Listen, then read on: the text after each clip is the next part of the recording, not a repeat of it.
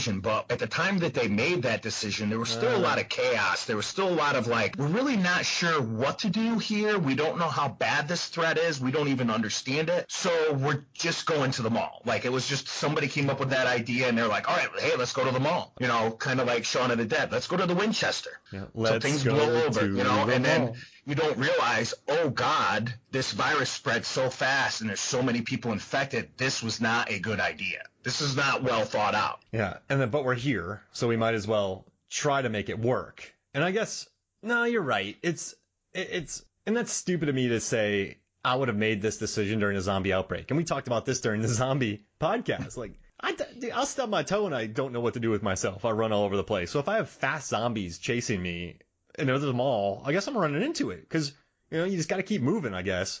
So, I mean, yeah, that makes sense. But I don't know. I guess I always just harken back to... But, okay, one more thing. This one's tough to follow up, right? Because you have Romero's classic, which we've covered on the podcast. Norbert and I got on here and talked about it.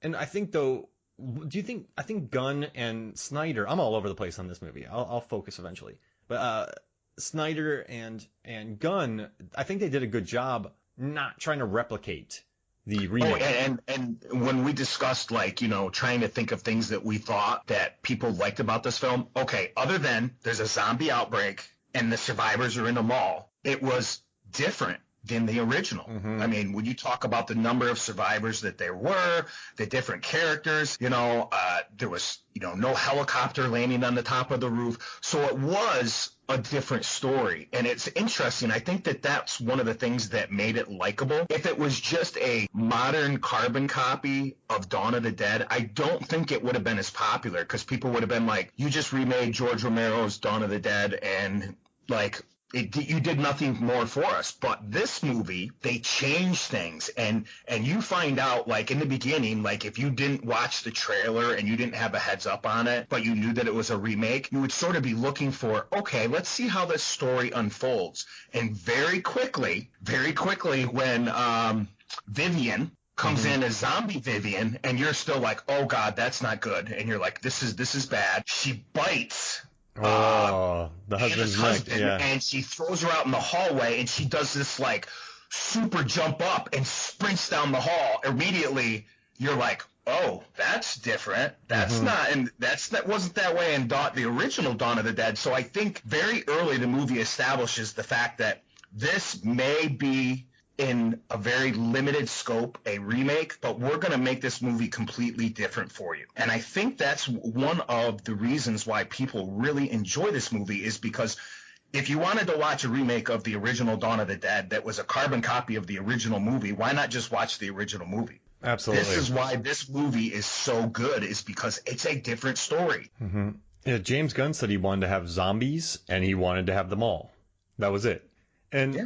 I do think, for me, my number one reason why I like this film, this remake, is that it stands as a companion piece to Dawn of the Dead. Now, if you think about The Thing, right? And then you have The Thing from Another World. And now people, like, it's basically a companion piece to The Thing from Another World. The Thing, Kurt Russell.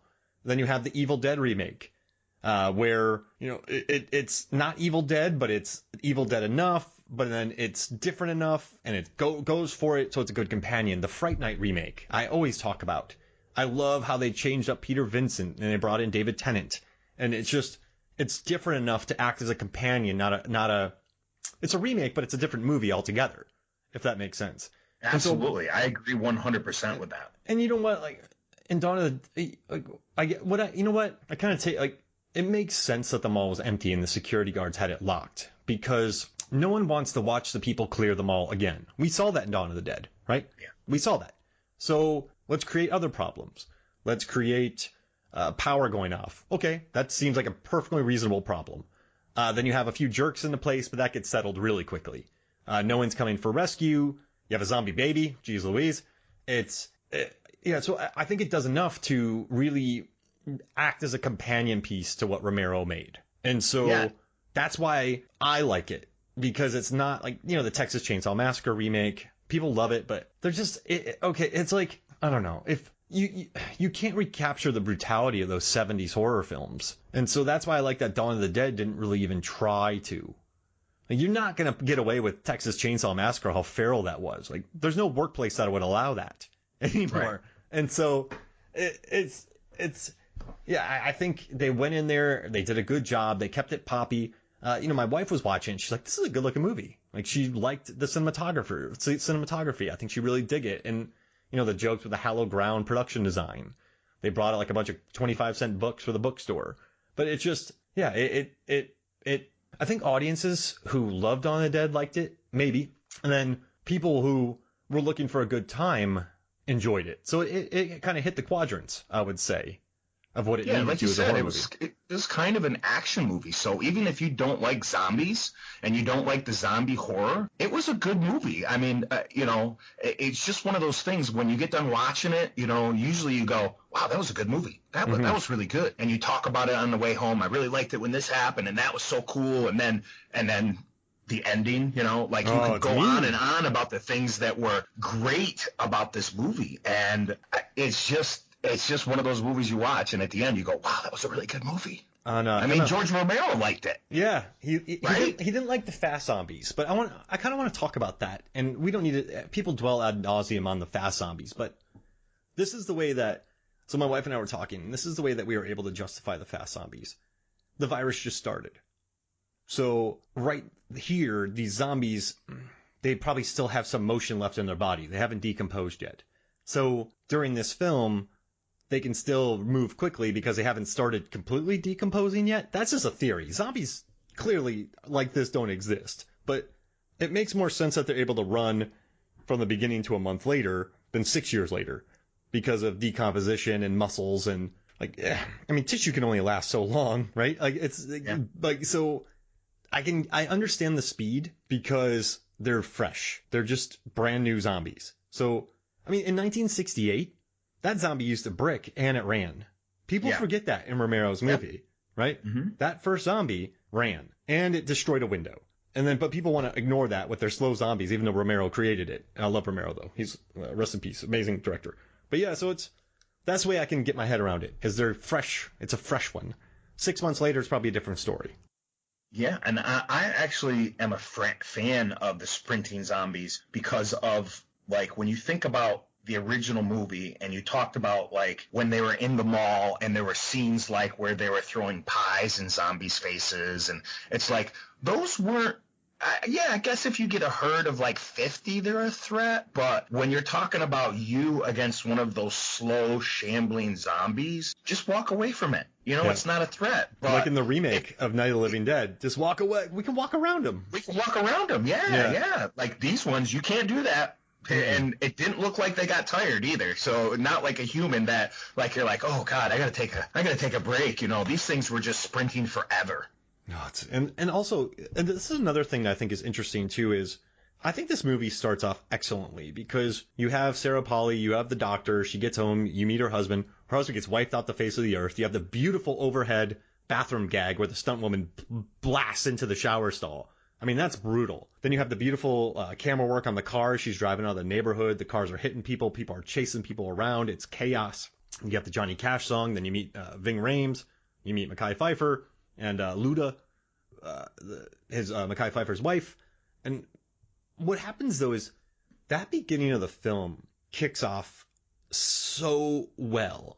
It is tension to the extreme. And a lot of movies have a hard time matching that energy, right? You start up here. It's hard to stay up here, and you're not looking at my hands, but just, I don't know, put your hand up in the air. That's where we're starting. It didn't drop, right?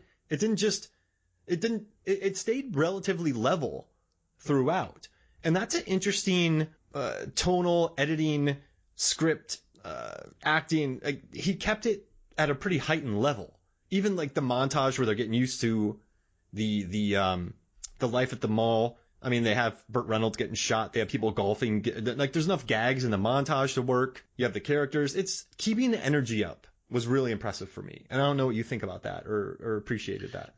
I did. I actually like that they set the tone very early in the movie itself. And, when you talk about that opening scene where Vivian comes in and she bites Anna's boyfriend, husband, and like he smashes his head through the wall, and then she goes out to her car and witnesses the chaos, and she hears him screaming from inside, and he comes out and he's running after her, and he jumps on the hood, he punches the windshield, and when he comes after her, he is sprinting. But then as he's sprinting, he looks to his left, and like you see him run off camera because he just attacked somebody else. It's a great gag. So, yeah, and so that movie is just like, it's going to let you know right away that it's going to hit you in the gut, because there's a lot of bad stuff that happened in the first 15 minutes of that movie that make you go, oh God, this is bad. This is really, really bad, folks.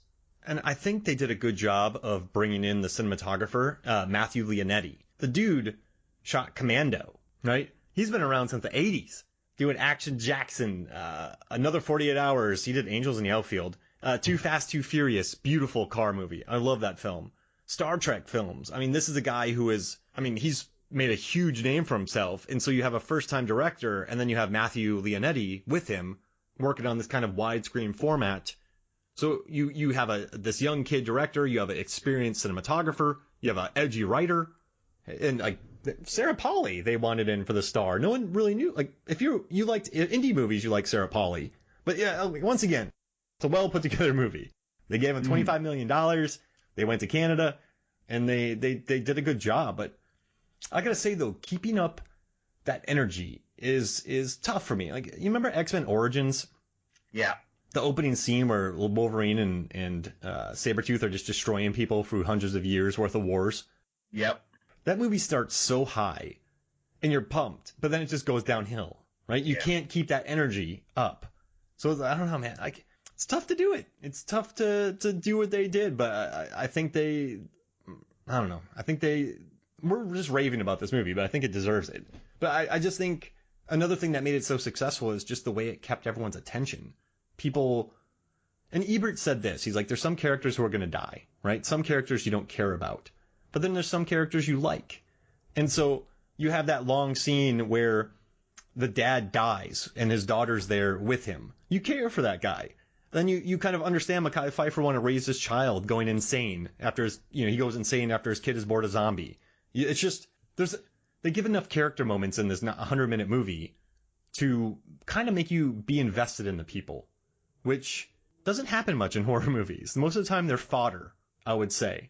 The people, right, like they're getting chased down and killed. Actually, I enjoyed, like you said, the energy level was really high all the way across that film. But every moment there has to be like a lull just for a minute to get everybody so they can catch their breath, so they can recover from what just happened. And I really felt like, if you said, hey, what is something else that people really love about this movie? I'm going to say it's relationships between the characters. Mm-hmm. When you talk about like CJ and Bart, Ving Rhames, Kenneth on the roof with Andy, those guys are all of those actors had their own relationships. Yeah. And they built these relationships, and when you see that happen, it makes them more real, and you become vested in them. You care about them. Because if they didn't do any of that, you'd just be like, okay, everybody's dying. Yeah, that guy's dead. Oh, there's the one guy, and he's dead. But because they built relationships between them, I mean, even when you're talking about when CJ and Bart go down because they've run out of power, and they want to get the gas to start up the generator, and Bart's attacked, and CJ has to run away, and he looks back at this guy who he's been working with, and you know they've been together, you know that they're friends. So those character relationships inside the movie makes the audience vested in them. If you put time and effort into those characters, they care more about them when they die. And I love what you said about Kenneth and Andy. They played chess together, and good night, brother. And he's like, oh man, Kenneth, is this you? I finally get to see you, brother. And then Ving Rhames or Kenneth, when he kills Andy, he's like, sorry about this, brother. Like, yeah, they get on brother terms. Like, they become friends, and they're never in the same vicinity together. And you buy that about them.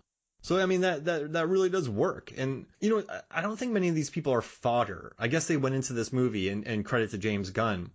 You watch Slither too, which is a really mean movie. But or Guardians of the Galaxy. I think Gunn works well with many, many, many characters. I think he can make a lot of characters likable. And I think this is like a young James Gunn kind of working his power on this, would you say? And I think Zack Snyder to a certain extent. I mean, 300, Watchmen, Batman. Well, say what you want about Batman v Superman, Sucker Punch. A lot of characters in that. And I think you can bring them to life. So I think this is just all them getting ready to go.